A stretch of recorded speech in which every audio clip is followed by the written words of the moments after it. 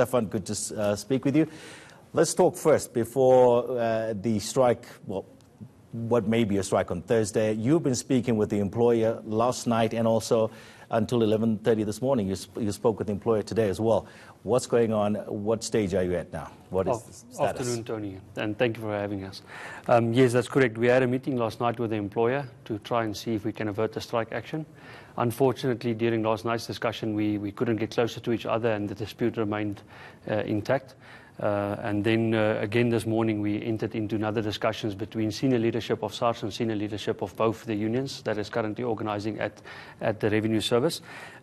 We believe this morning's talks were a little bit more positive than last night's talks. Parties agreed and actually acknowledged that the process at the CCMA, in which we asked the Commission for Mediation and Arbitration to intervene in this dispute, yes, came up with a mediator's proposal. And during today's discussion, we acknowledged that being the CCMA and dealing with disputes of this nature on a daily basis, we should have maybe given more consideration to the proposal that was made by the CCMA, take into account that they deal with these disputes every single day. And therefore, the employer has given an undertaking to go back and look at the proposal from the CCMA. We will then go back tonight at 6 o'clock, hopefully, and again engage with the employer. From organised labour, there's an agreement that should the employer present us with that offer from the mediator's proposal as a settlement offer, that we will then present that to our members as an offer to avert strike action. Are you able to tell us the details of that particular offer? Yeah, the CCMA proposal was that the single-term agreement and an 8% salary increase for all employees on grades 1 to 6. Also exploring the option of having the family responsibility leave in a 2-year cycle, increasing the long service award with the same percentage as what the salary increase would be, 8%, and then also remaining with the status quo on all the leave demands that was currently there.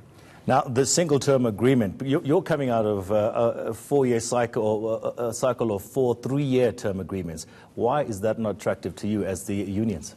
Tony, currently, you know, everything in South Africa is unpredictable. So for us, we're not really sure what will happen even after the elections and what will happen with the South African economy. So we are very hesitant to link ourselves to another multi-term agreement. We've just come out of the last one, which the agreement did say CPI +1, but our members were not very happy with only a CPI +1 agreement itself. We have said to the employer that if we have to look into binding ourselves into a long-term agreement, it must be bought. And CPI +1 is not something that is attractive to us. Everything in South Africa is going up with higher percentages than just inflation itself, and therefore we cannot commit to that fault. Take us through 3 other key grievances that you put on the table here. We've got single-term agreement. We spoke about that. Recognition of improved qualification and bursaries. Was that not being done? Is that an automatic thing? Tony, what we have asked for in the beginning of the negotiations is that any employee that have studied for themselves or paid for their own studies and improved their qualification should receive a once-off recognition for that improved qualification. A financial recognition? Financial recognition, yes, correct. We have proposed a 10% once-off bonus and a 1% increase in your yearly salary or your cost-to-company salary. Unfortunately, during the negotiating process, the employer have proposed already that certain benefits that we have worked for and negotiated during previous agreements must be removed, and they are proposing this unilateral reduction of these benefits. For example, the bursaries must be taken away due to financial constraints from the employer. Leave payouts should be stopped, and then also the performance bonuses for all employees should also not be paid out anymore. Why are they proposing that? Is it a financial? According to the employer, it's due to financial constraints that they are under, that they cannot afford that anymore. So during the process of negotiations, we have recognized to say that it might not be that important anymore to still secure a bonus for somebody that have studied, but it should rather be more important that we still secure people to be able to study and the employer to continue with awarding those bursaries towards our employees in order for them to improve their knowledge and their skills, and then also their financial position through having better qualifications. I'm glad you said that, because I was about to ask, surely then, you know, whatever they study must benefit SARS at some point, otherwise why pay the bonus? No, precisely. That was also our idea, to say that it must be within the operations within SARS that you are doing your studies. 100%. Okay, are you working, are you in agreement with NAHAO? Are you working hand in hand? Yes, currently, as the 2 unions are working in unity, We are working as organised labour, and anything that the employer is putting on the table, we are having our side labour caucuses, and we're coming up with one position and moving as one.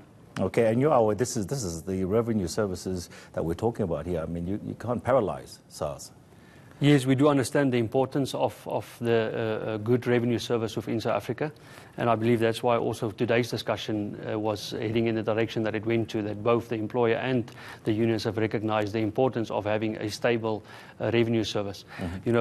SARS is responsible for collecting 90% of the revenue service in South Africa. So if you're going to destabilize this, it's really going to have a hard effect on the economy of South Africa. Okay, so let's just recap, if I may. You're willing to climb down from the 11.4% to reach that 8%, that agreement that you had with the CCMA. That might be tabled, and if the employer agrees with the CCMA's, the agreement that you had with the CCMA, then from there, after that, you don't go on strike. Well, if the employer is willing to table it, we are willing to go back to our members and propose this as a final settlement offer. Ultimately, still, we are mandate driven by our employees or our members, and if they will they agree to 8% though? It's up to them.